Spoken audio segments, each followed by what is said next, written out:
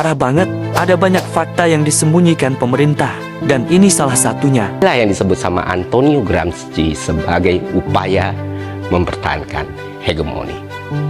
Lalu apa hubungannya dengan Indonesia? Nah, Indonesia ternyata pernah melakukan hal ini dan akan melakukannya lagi bulan ini, Bapak Ibu semua. Tentu kalian tahu nama Tan Malaka ya. Mungkin sekarang namanya mulai populer. Mulai banyak generasi muda yang tahu siapa beliau. Dia mulai disebut sebagai salah satu founding father di Indonesia. Tapi menyebut nama Tan Malaka bisa membuatmu menghabiskan hidup dan mati di penjara.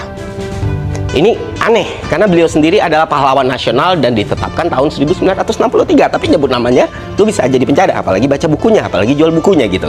Mengapa hal ini terjadi? Karena Orde Baru saat itu menutup sejarah pergerakan kiri di Indonesia. Bukan cuma referensinya, bukan cuma bacaannya, tapi juga para tokohnya.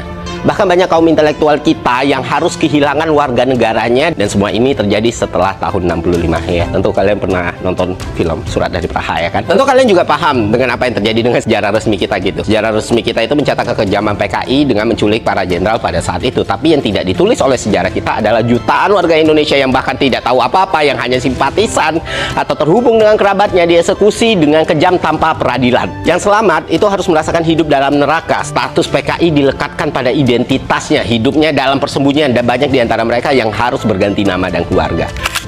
Dan gue bisa bilang ini lebih kejam dari cerita manga di One Piece, Pak. Di manga atau anime, walaupun lu keturunan dari Joy Boy pun, walaupun di nama lu ada inisial D-nya, Will of D-nya, lu tetap dapat kesempatan yang sama untuk bersaing saya di birokrasi dan militer.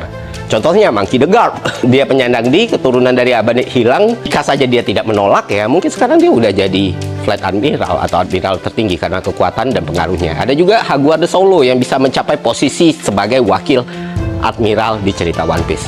Bayangkan coba betapa ironinya ini semua, teman-teman. Pemerintah kita lebih kejam daripada pemerintah dunia di One Piece.